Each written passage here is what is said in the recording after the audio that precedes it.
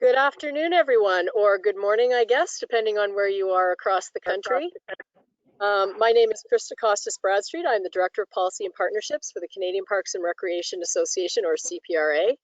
And joining me on today's webinar to assist is MJ Akonde. She's off camera, so you can't see MJ, but she helps us with all of our technical aspects of the webinar, and Mike Roma, who is the Chair of the CPRA Board of Directors. We're thrilled to welcome you to our discussion today to talk about communicating the power and possibilities of recreation in parks today. So, I've decided that I'm going to sit outside so I can truly represent being outside in nature, or sort of a park or a cottage up in Muskoka, Ontario. So again, thanks for joining us. Next slide, MJ. So just quickly before we start, and I'll tell you already, we are having a couple of little audio problems for one of our speakers, but just so that you know, this is just a screenshot of what your own computer will look like. So you should see something, a little option up in your right hand, or a little control panel on the right hand corner. You're listening in using your computer speaker, and that's by default. If you would prefer to join over the phone, you can just indicate that you want to use the phone. And you will have an opportunity to ask questions, but what we're asking, again, because everybody is on mute, is that you just put your questions into the question box or into the question panel, and I will be taking them all at the end of today's webinar. So please, as the questions come up, feel free to write in your questions and know that we will get them to them at the end. If there's somebody specific that you would like to ask the question of, just maybe indicate that in your question who it's for. So before I start the actual webinar and turn you over to our speakers and to Mike first, I'd like to just tell you a little bit about CPRA. So the Canadian Parks and Recreation Association is a national organization dedicated to realizing the full potential of parks and recreation as a major contributor to community health and vibrancy. Over its 60-year history, CPRA has been the national voice for parks and recreation, advancing the collective interests of our members. We are a national network dedicated to the well-being of people, communities, and the natural and built environments. And we provide services for our members and partners that cultivate dialogue, learning, and innovation. CPRA's strength really comes from the collective experience and expertise of our network of 13 provincial and territorial associations. We work with the board members of each of our provincial and territorial partners, their staff. We work with a number of volunteers, government partners, and allied sectors that all help us to move toward our strategic goals, and we hope that we provide them with the same support with theirs. We are a virtual office across the country. We have a national office that includes a CEO, a Director of Policy and Partnerships, that's myself, Director of Communications, National Programs Manager, and an Administrator. As the national office of CPRA located in Ottawa, I pay respect to the Algonquin people who are the traditional guardians of this land. I acknowledge their long-standing relationship with this territory, which remains unceded. I pay respect to all Indigenous people in this region from all nations across Canada who call Ottawa home.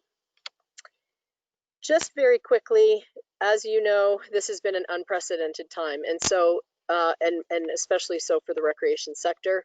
So CPRA has tried its best to support our partners across the country. We have been conducting weekly calls with our PT members, so the 13 provinces and territories, that just to get a feel for what's happening across the country and identify the needs of the sector.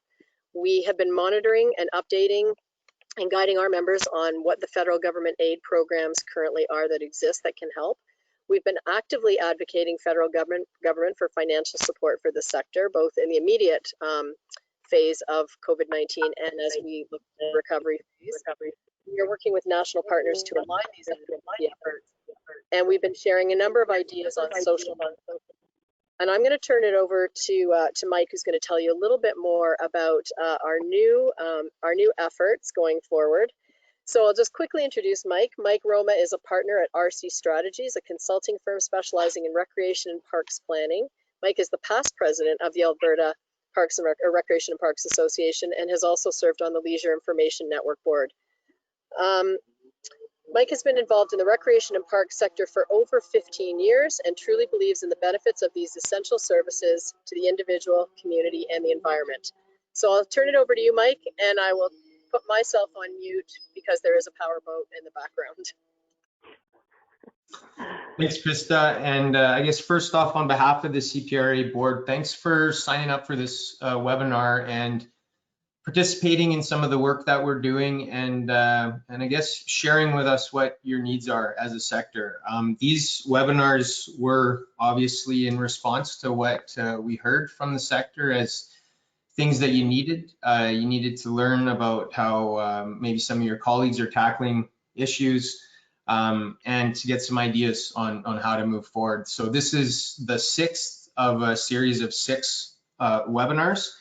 And they're meant to complement what each of the provincial and territorial associations is doing as well in their own jurisdictions. And this is more of a global or a national perspective with a lot of the same topics already being dealt with. One of the things that we're very excited to launch, and I guess the pandemic forced us to react a little quicker on this item, is we've launched something called The Bench, and it's really an online community where practitioners, people in the sector can go to get information, to share information, to connect with each other on a national basis. Eventually, it'll be populated with events calendars, professional development opportunities, information about the National Rec Framework, and so on. And right now, the latest numbers is we have about 360 people signed up for it, and it's just recently launched. So that's good. We're excited about that, but we'd like to see a lot more. Obviously, as a national kind of community, there's more than 360 of us out there. So I'd encourage you to sign up on The Bench, encourage you to share it with your colleagues, members of your associations if you represent, or organizations that you represent. And as we continue to get traction and more people signed up, hopefully it'll be a real useful resource for the sector. So that's The Bench commercial for you. I'm going to hand it back over to Krista. But like I said, thanks for participating in this. Thanks for letting us know what you need, and continue to do that so we can respond and react as we move forward. Thank you, Mike. So I'd like to start us off now by introducing Brenda Herchmer. Like I said, I'm not sure if you'll be able to see Brenda. I think we will be able to hear her for sure. Brenda is a passionate community builder and the owner of Grassroots Enterprises and a social enterprise called Campus for Communities. A speaker, trainer, and community development coach, she's also an avid blogger and the author of 3 books, including Community Building for Recreation Practitioners. Previously, she's worked for the Alberta Recreation and Parks Association, the City of Niagara Falls, and was a recreation professor at Niagara College, where she founded and managed the Niagara Centre for Community Leadership. Brenda has been acknowledged as a YWCA Woman of Distinction in Training and Education, and recently won the Brock University Faculty of Applied Sciences Distinguished Graduate Award. So we're thrilled to have Brenda, and Brenda, I'll turn it over to you, and I'll see everybody a bit later. Hi, everyone. Hopefully you can hear me. I don't think it's liking my camera, but that won't stop us. So I am just delighted to have this opportunity, and so thanks to CPRA to speak to my fellow recreation practitioners. I've been dealing with a lot of other sectors, but somehow there's something about recreation feeling like I'm coming home. So next slide. This is what we're going to do by the end of my 15 minutes. I'm hopefully giving you some strategies and some tools for positioning recreation as being essential. And also it's about helping us do more to grow the potential of recreation practitioners as future-focused leaders. Okay? This is what we're going to cover today, 5 topics. We could go deeper on any of them, but this is just the picture on the top of the puzzle box. So the first one that we're going to talk about, and we can change slides now, is everyone can be a leader. And this comes from one of my futurist colleagues, and he says this all the time, and he is a futurist based in California. I'm doing a lot of work with them now, but he says all the time that everyone can be a leader, that it's not about a title. Leadership, as he says, is a voluntary position, that formal leadership is authorityship. It just gives you more authority. So I think that's really important, is that each of us really start to think about, if we don't already, start to think of ourselves as a leader. And the next slide really talks about what's really important, and that's really thinking of ourselves as a future-ready leader. And really what that means is that we're not content with the future or with the present, that we really want to invest energy in developing something better. That doesn't mean that we're not doing a lot of great things. We're probably doing 80% of the right things, but we've got to look at some new alternatives, particularly now. And what that means we also need to do is really pay attention to signals of change, not only at the grass tops level, but at the grassroots level as well. Okay? So why that's important is that if we do that, if we really look to the future, we're going to increase our ability to provide responsive, meaningful programs, products, services, and initiatives, even more so than what we're doing now. It will increase our capacity for innovation. It will increase our credibility and our capacity and our resiliency. So it is really important. Okay? The thing that we need to do as future-focused leaders is really be guided by our vision and values. And what I'm finding more than anything, that it's our values that are becoming even more important. And in recreation, we've done a lot of this hard work. So if you look at the next slide, we have an amazing definition of recreation that we all agreed on. And really, our future is really about physical, social, intellectual, creative, and spiritual pursuits, because that's what gets us to individual and community well-being.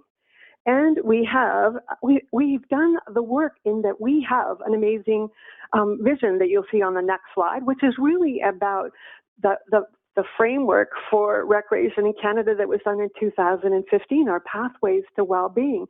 And I think sometimes we don't know about this or we've forgotten about this, but when we're struggling, we need to come back to this vision. It's been laid out for us. The values especially become important guides to where we prioritize. We have those, we have principles, and we have 5 strategic goals. So on the next slide, you'll actually see more details of the slides. And I have to tell you, when I first saw these emerge, I wasn't totally convinced about all of them. And when it became clearer to me is when I was coaching the town of Devon in Alberta. I was coaching their staff there, but we gathered all kinds of information. Sorry, can we just go? We just went. There we go. We gathered all kinds of information from the public. And for what ended up happening is that all of that input fell perfectly within these 5 priorities. We hadn't planned that. This was just after the vision, the framework was released, and everything that the community said was important really surfaced there. So we know we're on the right track with this framework, this pathways for moving forward.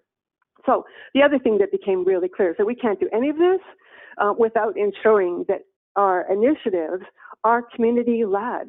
This community building part becomes much more important. So how do we do that? If you look at the next slide, this is a really great place to start. I think this is really important to understand that you don't have to have the answers. Your job really is to call the meetings. And I know a lot of you are doing that already. I think intuitively a lot of us have been doing this. But check in with our stakeholders and have them tell us what they think about each of these 5 priorities that we see across the top.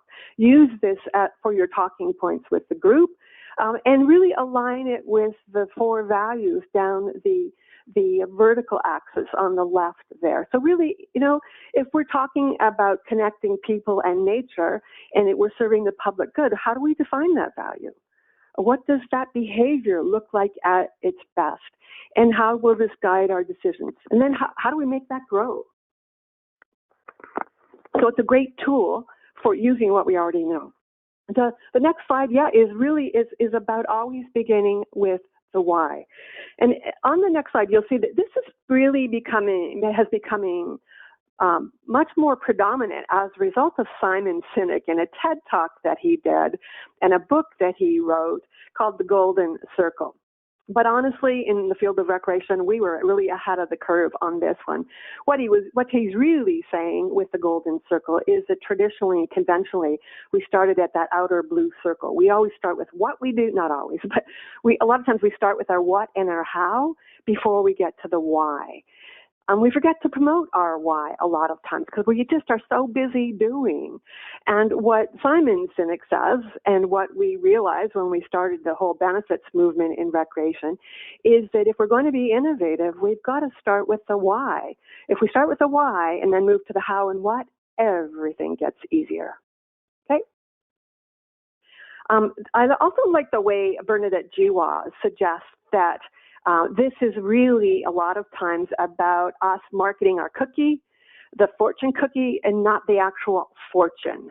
And so when you think about that in terms of recreation, really we're promoting what we do, and how we do it. Our parks, our programs, our arenas, our sports, our special events, and our programs.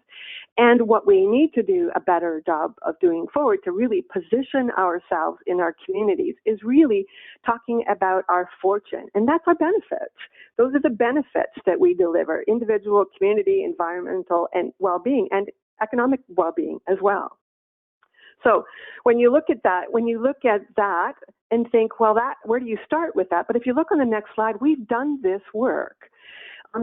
We've done it. We have, and you can find these on the benefitshub.ca. They were originally hosted by the Leisure Information Network. Now they're on the benefitshub.ca. But what I'm really excited about is that CPRA is now moving and will eventually move all of this onto the bench. So that's really, really key. But we have 8 key marketing messages. So a lot of this work has been done. It's still valid, and it is supported by thousands of pieces of research.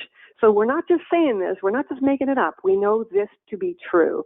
So here's the first 4, and then on the next slide, you'll see the next 4. So we have those marketing messages. We need to use them all the time. These are our why. And using the why is kind of like channeling your inner 2-year-old and always asking why. I think we need to be asking why all the time. It's kind of like channeling your inner 2-year-old. And on the next slide, when you're promoting individual programs or trying to figure out what the priorities are, again, look at these. This is the work that's been done. We have articulated 51 outcomes or benefits that we know we can deliver. So anytime we're doing a program or writing a proposal, organizing an event, this is where we start. We have these tools. So I guess if you aren't using them, I just want to make sure that that there's a reminder here. Okay. And when you do this, this is a tool to help you actually do this if you're not doing this. It's really just thinking about what motivates people to participate in your program or your service or your cause or your event. So really, what motivates people? That's the conversation that you need to have, and you don't need to answer it because sometimes it's the people who participate are getting benefits out of it and outcomes that you might not even have thought about. Okay. So the fourth point that I wanted to make is that the game and the rules are changing, as if you didn't know that, just coming out of COVID. But globally, when you think about what's happening, this is such a disruptive era, unprecedented what's happening globally as well as locally. So things that used to be fixed and predictable, that's not the case. It's dynamic, it's disruptive, it's not about as much about efficiency, and yes, that's still important, but it's about innovation and creativity. It's about change that transforms. It's about thinking holistically. It's not about linear anymore, so we're all going to have to get good with messy. And the last point really is that this is about networks, and this is where that community building comes in, because the future is about mesh work. It's about us working with a lot of others as well. Okay? So the context for a lot of this and the way we're seeing as being really important to position recreation and parks is to understand that a lot of the issues we're struggling with right now are the result of an imbalance between economic development and quality of life. Not that economic development isn't important, because of course it is, but we can't make decisions solely on the basis of economic development. We have to look at quality of life. And what's quality of life? Well, that's really personal, social, environmental health. And that's what happens if we make too many decisions on the basis of dollars exclusively. And when power is imbalanced, when you look at that next slide, what you'll see is that, and this is what a lot of what we're reacting to is escalating healthcare costs and reduced social capacity and lower civic engagement, a lack of care for the environment, this growing level of income disparity, and overall reduced civic capacity and resiliency.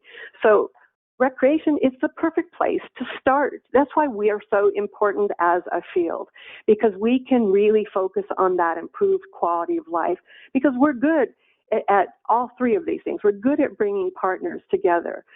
We're good at preparing strong and prepared leaders.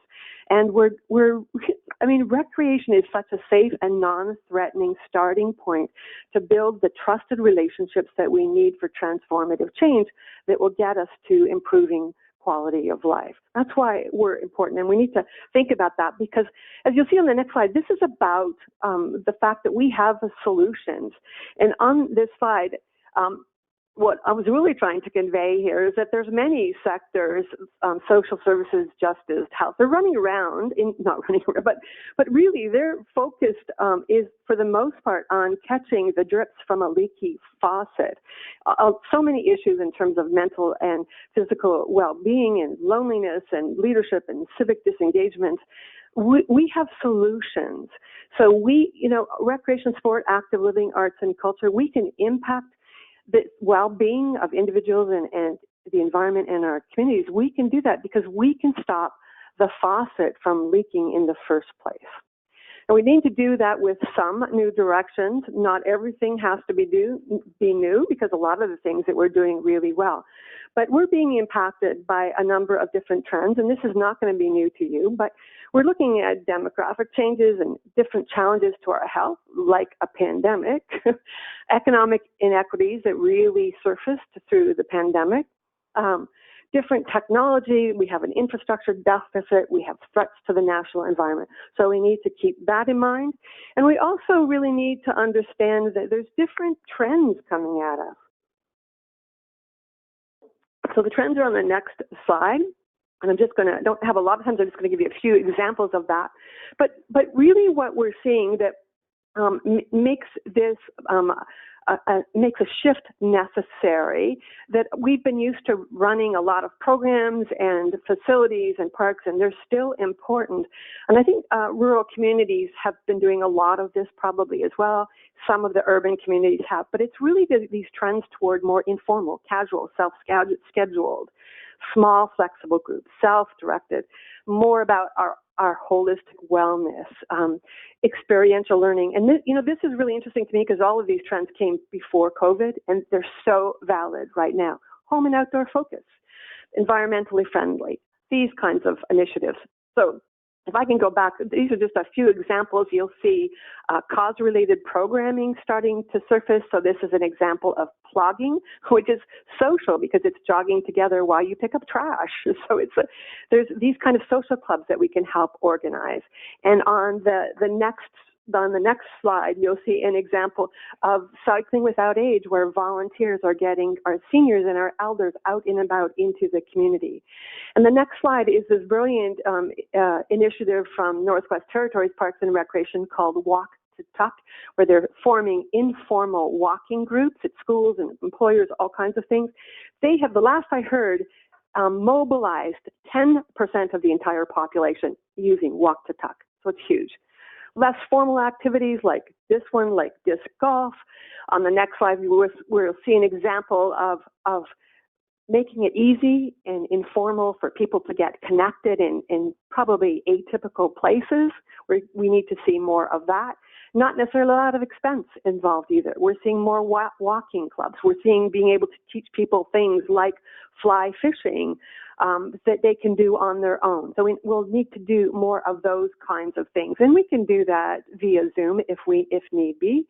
And you'll also see things like, and I really like the next example from, I think it's from Saskatchewan, where they're challenging people to become more physically active using a bingo activity. So we can do things like that. And on the next slide, you'll see an example from City of London, and I know a lot of your communities are doing this already, where you can see that they're doing outdoor movies in the park. So you can still socially distance, but you can still bring your community together. You can still have families connected. And the City of London is also making more equipment available. And I know London's not the only one. They just happen to be one that I work a fair bit with. So they're lending equipment so neighborhoods and communities can do their own work. And the neighborhood scavenger hunt is another way they can connect and get people to connect within their community. And this next slide is the last one, but I just wanted to give you some examples of what I thought was brilliantly creative and innovative in terms of social distancing in parks. Not expensive necessarily. The one on the bottom is really, it's the way they cut the grass that dictates where people can hang out but still socially isolated. So that was quick, and I understand we have some time at the end for questions, which I will look forward to. And in the meantime, I'll just turn you back to Krista. Thank you so much, Brenda. And I'm so glad that we could hear you. I'm sorry that we didn't get to see you. So I'd like to introduce you to Lee Vanderloo. Having received her PhD in health promotion from the University of Western Ontario in 2016, Dr. Vanderloo's area of research focuses on the objective measurement of young children's physical activity levels and sedentary time. Her research interests also extend to the impact of the outdoor environment on young children's activity behaviors. Dr. Vanderloo has published some of the first national and international papers examining the variability in young children's activity levels across various early learning environments, as well as exploring approaches for improving objective measurement in this population. Currently, Dr. Vanderloo is working as the Knowledge Translation Manager at Participaction and is also a research fellow at Sick Kids Hospital in Toronto, where her research examines the association between physical activity and sedentary time with cardiometabolic risk in young children. Thank you, Lee. Thank you, Krista. Good morning / good afternoon, everyone. I'm really happy to be here and to have the invitation to talk with this group for a bit.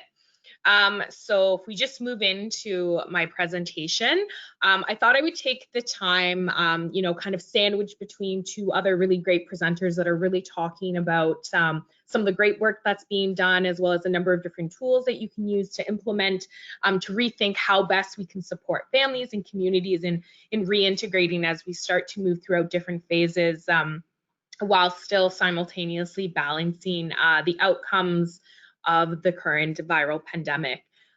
So I'm just going to walk us through a lot of information that won't necessarily be new, but just to kind of really re-emphasize and to think about, why we're all doing this in the first place. So just, when we think about, so what do we know? Well, we know certainly that physical activity is good and beneficial for overall health, not only preventing chronic disease, or you think of like non-communicable diseases, but also thinking much wider beyond that, which we'll spend some time going into a little bit later. When we think of physical activity, we can think of it as more of this umbrella term, and it really does encompass everything from active play, sport, recreation, and exercise.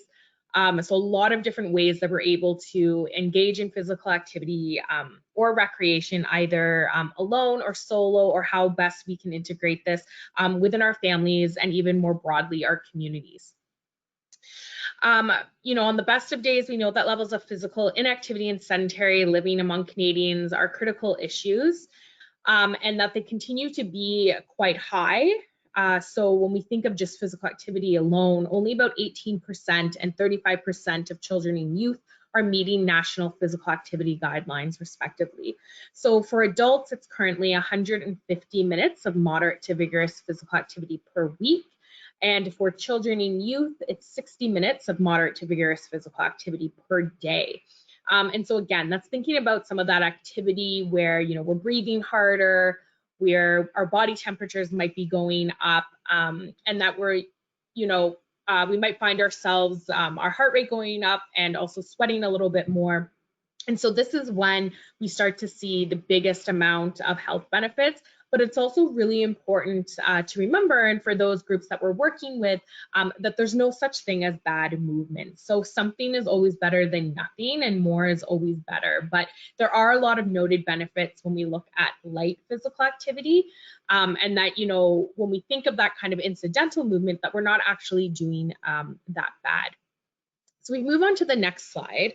So, that was kind of pre-COVID-19, and then, as of March 11th, a global pandemic was declared for COVID-19 across the world.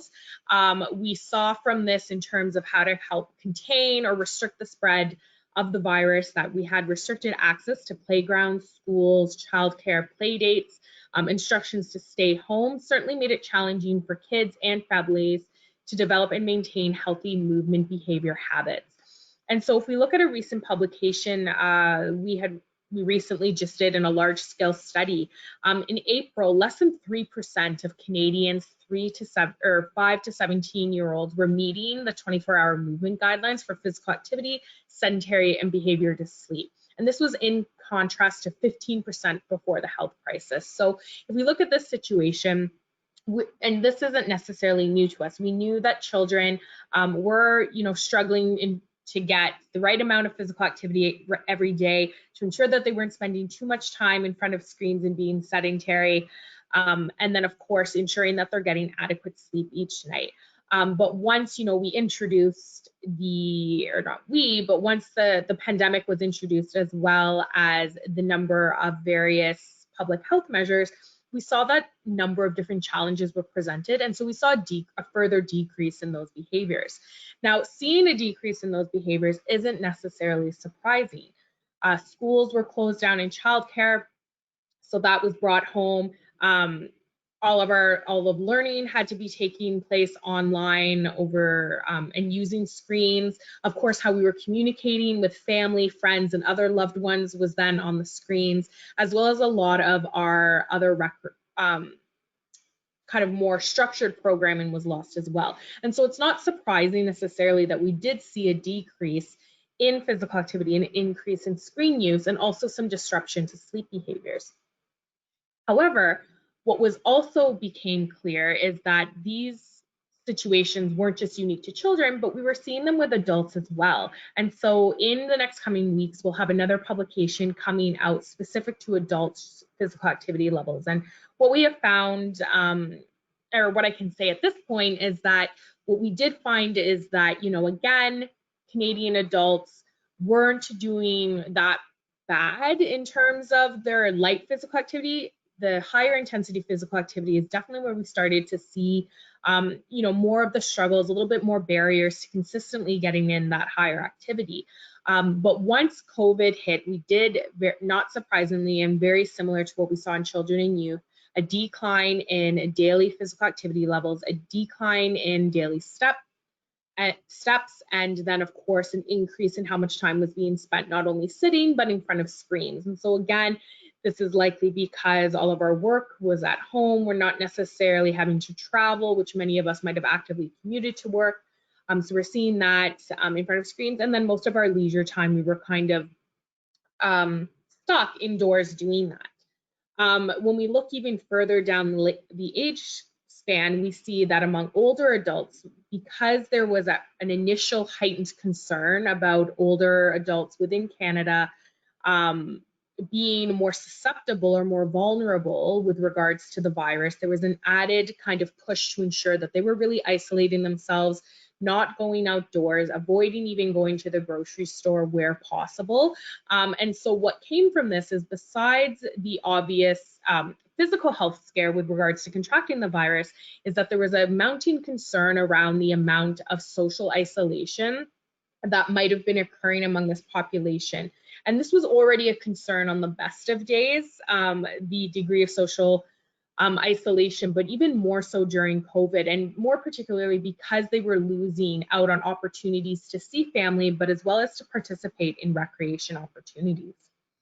But all of this research that's been really rapidly emerging collectively has really demonstrated one thing. So if we move to the next slide, we can see was the impact of the outdoors. And so the closure parks and recreation facilities were definitely felt, throughout this whole pandemic, and only now are we starting to see them opening up and some, reemergence across various communities across Canada.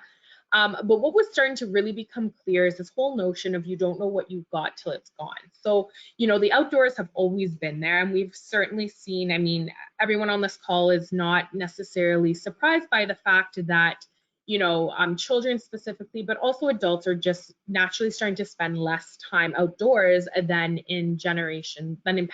compared to past generations.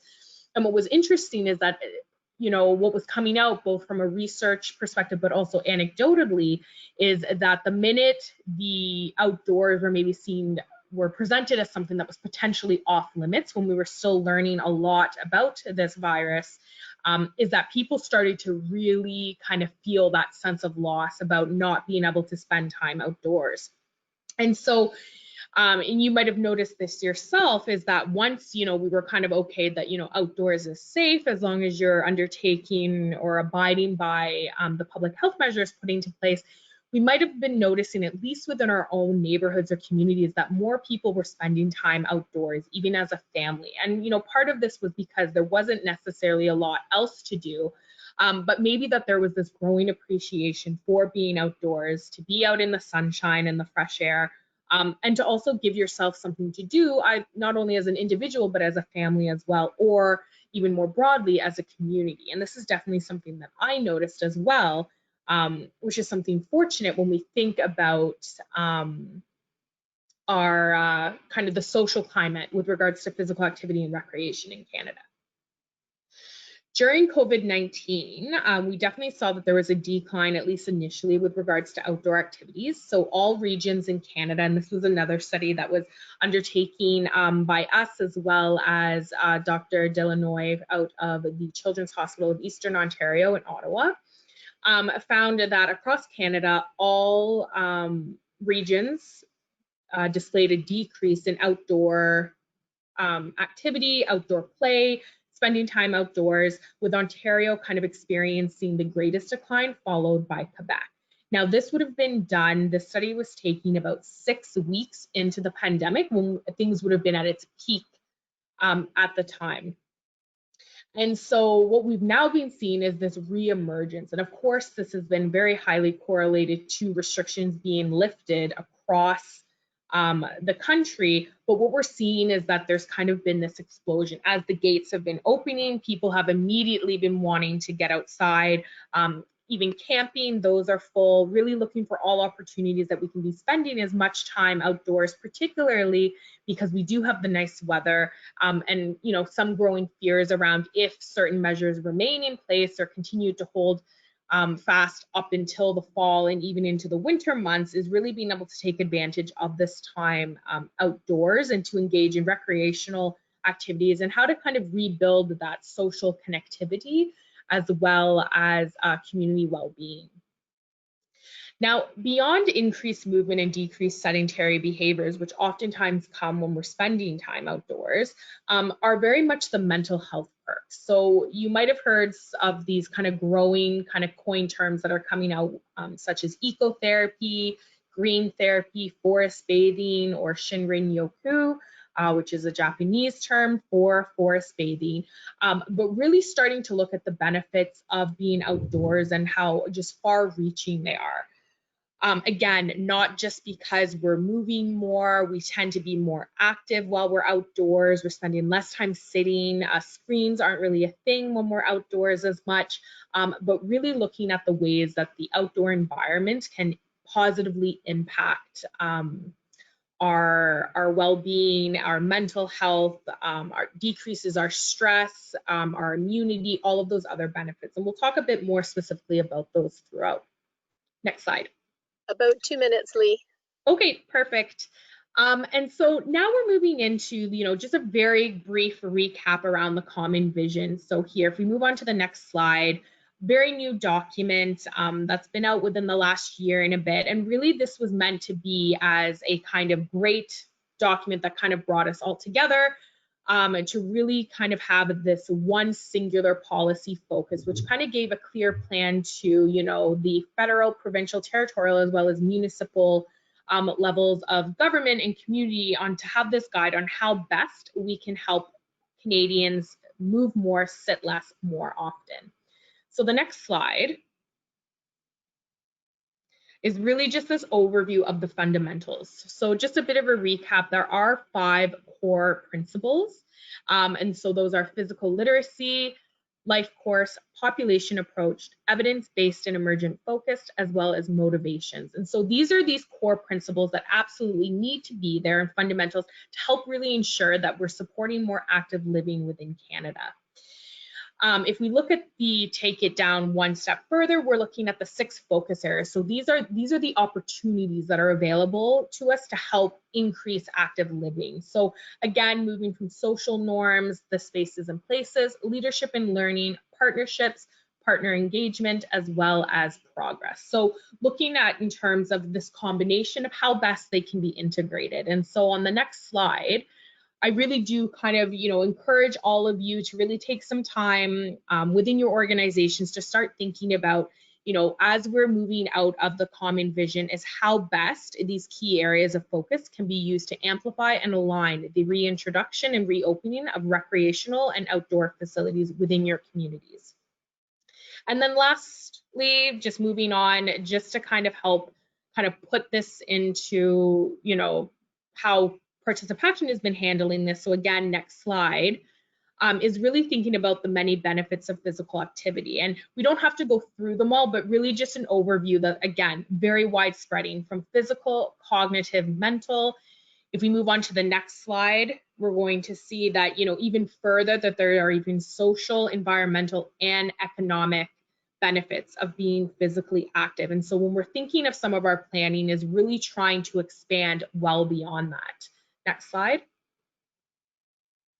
And so really how we've been doing this and trying to really harness this as we're kind of still dealing with COVID-19 and as we continue on and thinking about how our work aligns really beautifully as well as we can at this point with the common vision is thinking about how everything gets better when you get active. And so this is Participation's recent social marketing campaign. And it's really just thinking about, living an active life allows you to live a better life. And so thinking of beyond physical activity and recreation as just as something to help increase fitness and control weight, which of course important to think about, but it's really thinking beyond that, thinking about the relational benefits of getting active, how it's going to increase community engagement, how it's going to be able to strengthen our families, our partnerships, allow us to be better performers at work, in school, and on the playing field. And so just our last slide here is really looking at those 24 betters. And so we really tried to demonstrate very clearly how physical activity and how living an active life and how recreation plays such a key focus or a key influencer with regards to all of these. And so again, there's 24 very different, moving from the individual, how it's going to help you, sleep better, but even looking at stuff on how physical activity is going to help you sex better or poop better or lead better. And again, really focusing on those ones from around community better, parent better, and partner better in terms of how best this is going to allow us to reemerge, spend more time as a family, spend more time as a community while still being respectful of current public health guidelines with regards to COVID-19. But thinking about how best we can still ensure our messages are getting out there, but also ensuring that we're doing what's best for healthy, active communities. And that is the end of my presentation. So I will pass it along to the next presenter. Thank you. Thank you, Lee. Thank you so much. There's so much great information. I know we could be at this for the entire day. And yes, the presentation will be made available, as will a recording that you can get on CPRA's website. So we will have all of this information available for you. So I'd like to introduce Sue Hutton. Sue is the Manager of Marketing, Programs, and Partnerships for Strathcona County Recreation, Parks, and Culture. Sue has worked in municipal recreation in a communication and community development capacity for over 25 years. She's been involved in hosting many multi-sport and cultural community events and is currently developing the new recreation and culture strategy for Strathcona County. Thanks so much, Sue. I'll pass it over to you. Thanks, Krista. Just before I start, I just wanted to mention a quick note about the community I represent, because I'm going to be talking about the strategy that we developed for that community. So Strathcona County is nearly about 100,000 residents. It's in central Alberta, close to Edmonton, and it's made up of the urban area of Sherwood Park, and we have a large rural area of adjacent farms, acreages, and smaller hamlets. So for the purposes of today, I'm going to highlight the way in which we developed our new rec and culture strategy and how it relates to communicating the power and possibilities of recreation and parks, as well as the COVID environment we all find ourselves in. For us, our new recreation and culture strategy builds off the existing open space and recreation facility strategy But the difference is that this strategy has a lens of well-being rather than a focus on infrastructure. So I just wanted to mention it was great to start with Brenda's presentation to refresh you on the vision, values, and goals outlined in the Pathways to Wellbeing. And you'll find that as we go through the presentation, you'll see our new strategy was largely influenced by this framework.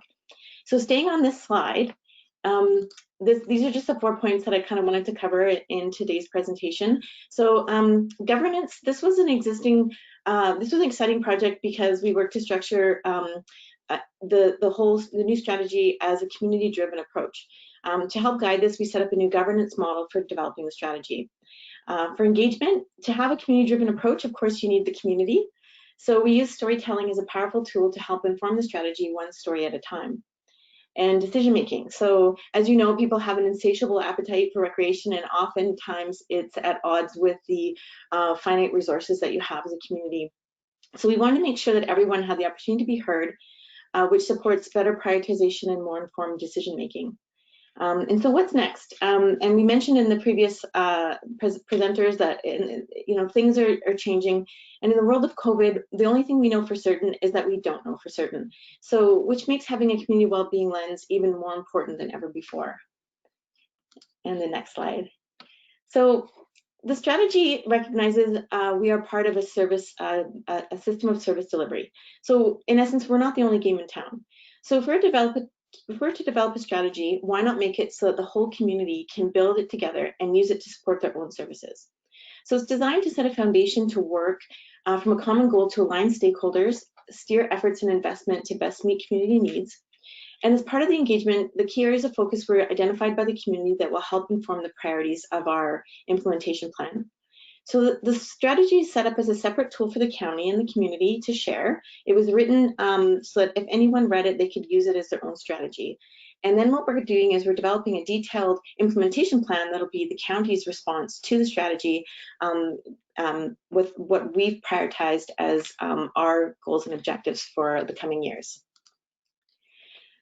So the next slide, talking about strategy governance. Just briefly, I just wanted to mention how we outlined the framework to start with managing the project. So our executive team and executive sponsor ensure the strategy is meeting the county's objectives by providing direction to the rest of the team.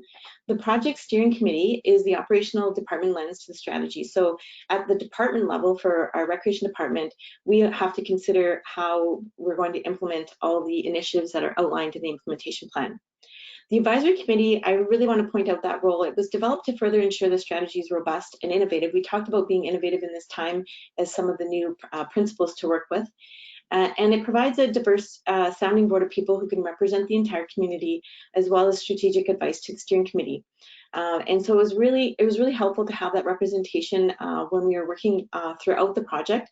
And the members were made up of key internal departments, including family and community services, economic development, as well as community members, including people from the schools, the chamber, and the volunteer and health communities. And then next slide. So with a background for myself personally is in marketing and communications. So one thing I've learned is it's become increasingly difficult to reach people, especially to ask them to fill out a survey. And there's so many channels that people are on. Before, I used to just put an ad in the local newspaper and I would get the response that I needed, and it's much more complex than that. So people usually start with, what's in it for me? So will I get a new arena? Will I get my fitness program at a new time? Are you going to build a pool or skateboard park? But many people kind of tend to start with the what. But the place where we wanted people to start from was from the well-being perspective, the why. And that's something that Brenda talked about earlier.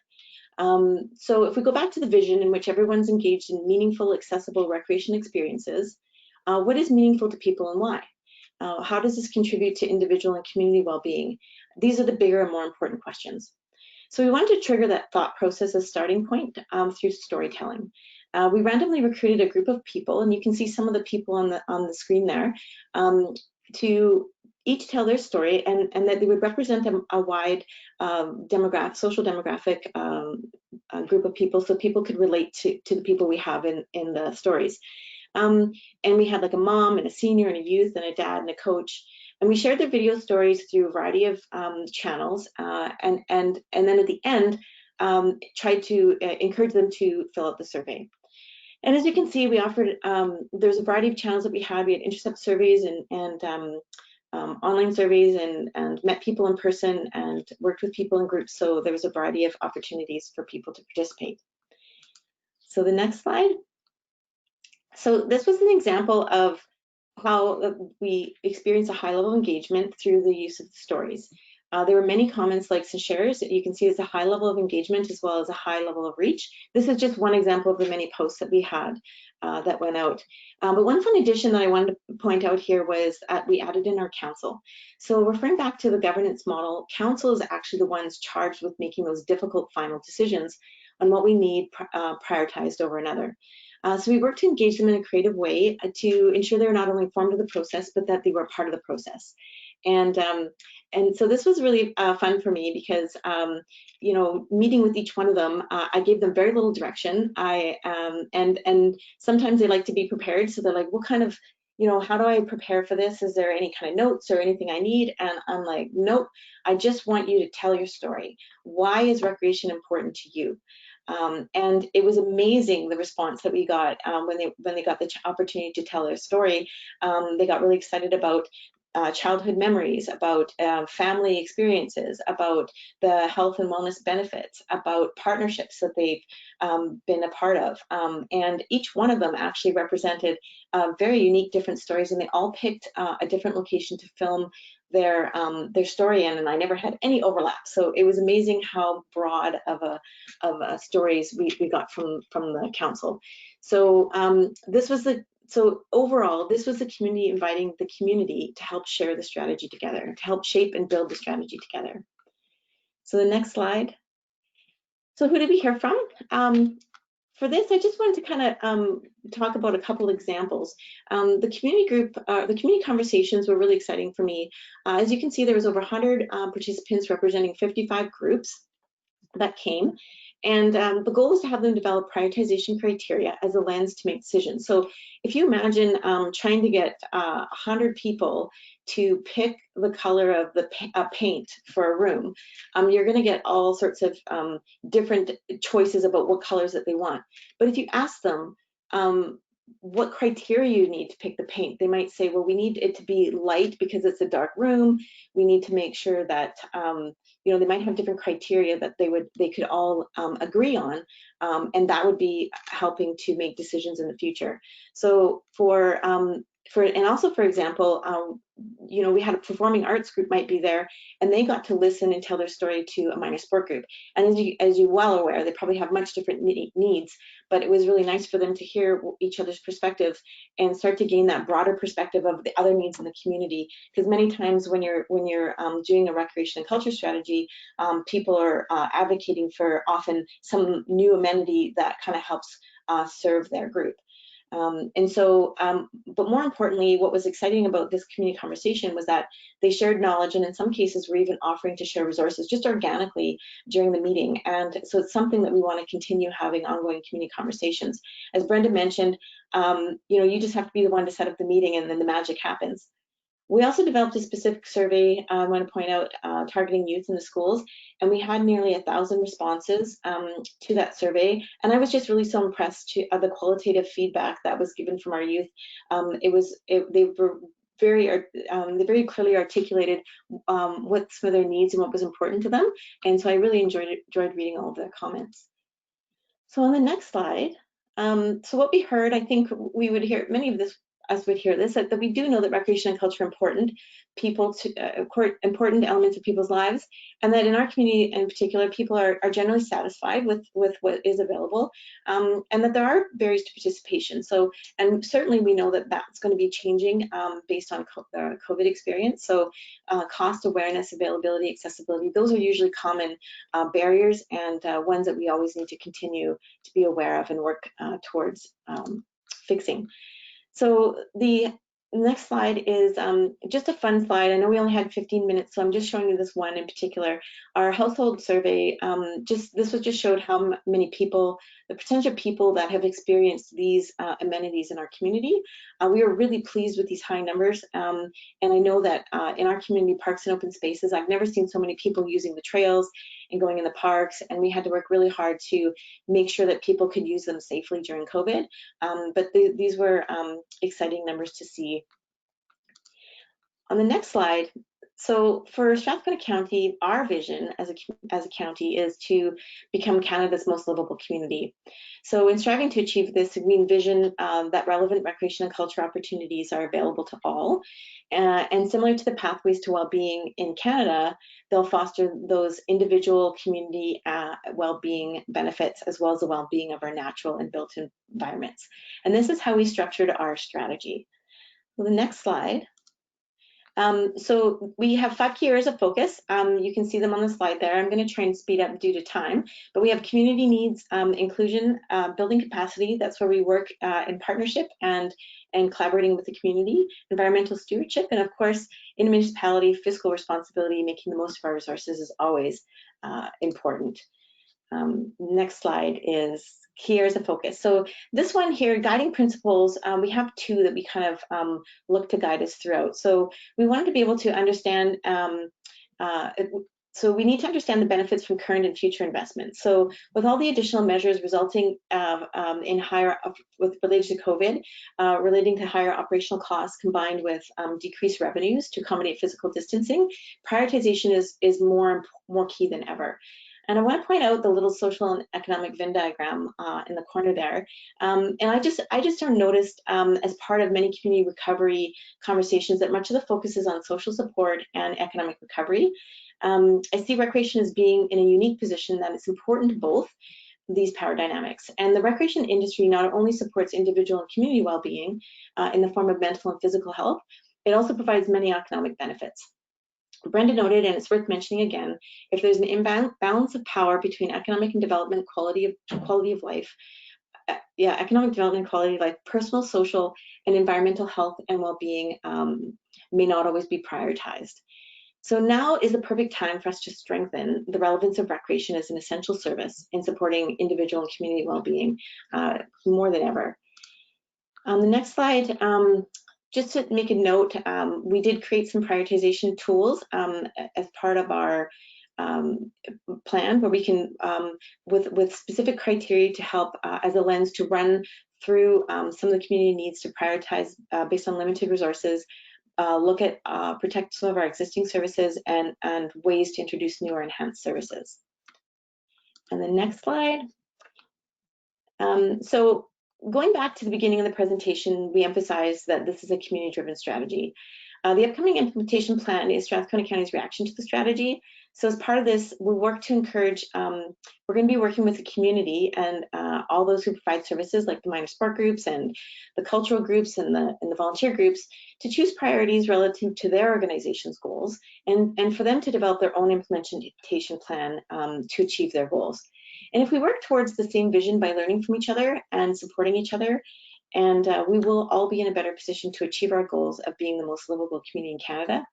And the new strategy will serve as a high-level roadmap that extends to focus beyond facility development and enhancement of the vision of providing a more holistic view of recreation and culture priorities in the community. So I hope that you, this was just an example of kind of how we could actively use the lens of the Pathways to Wellbeing and some of the research into just changing the direction or the way in which we approach from, just in summary, from the starting from the what and starting from instead starting from the why.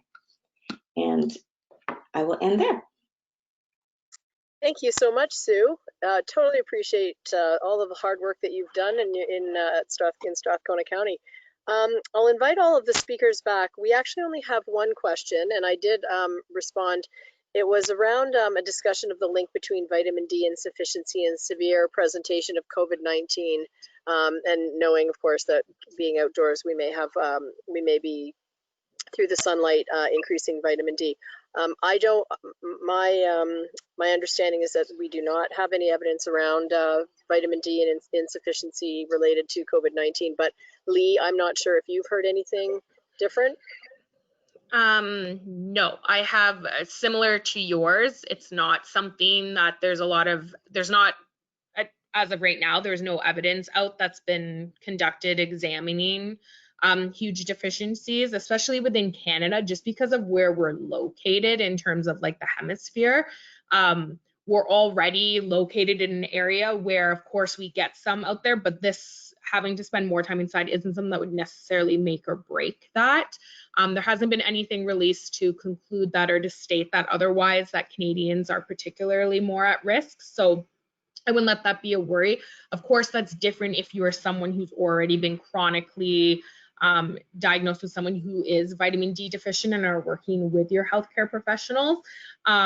Now, all of that said, of course, you know, having this increased time spent indoors versus outdoors definitely puts us at, you know, at risk, and I'll use risk loosely in the fact that, of course, you know, getting some vitamin D is obviously better than none. So the more time we spend indoors isn't great, but also more so is just the amount of indoor kind of allergens that we're actually exposed to, dust, pet dander, all that kind of stuff. Is actually, there has been some stuff, not so much because of COVID-19, but overall with this trend of spending more time out indoors, is that just an increase in upper respiratory tract infections, particularly among children, being correlated with more time being spent outdoors than indoors, or indoors rather than outdoors.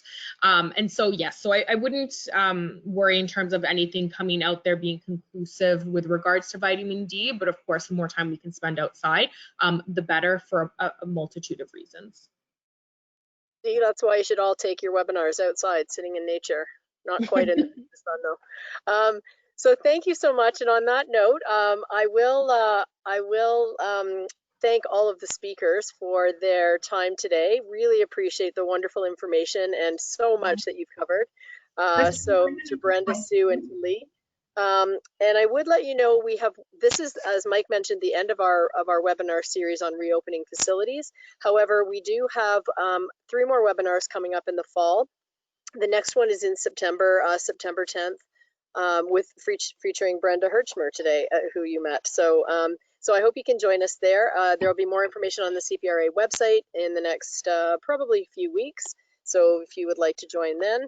And we also are doing a series on gender equity. So there will be another webinar in October. It will be the week of Thanksgiving. I don't have the exact date, but again, all of that information will be on our website. This webinar was recorded. The slides will be available. So again, I invite you to check it out and to share it with your colleagues. And finally, don't forget the bench. So you can get to the bench by going to the CPRA website, sign up. Most of the information there now is looking at COVID-19, but soon there will be a number of other another I can't even talk anymore, number of different sorts of chats and job posting. There will be benefits, there'll be information on the framework for recreation in Canada. So there'll be a number of different things that you can learn about and talk to one another about. So again, I wish you a great rest of your day. I thank the speakers for their time and for all of you for joining us, and we'll look forward to seeing you hopefully in September. Have a great summer, everybody. Bye. Thanks so much. Take care. Bye.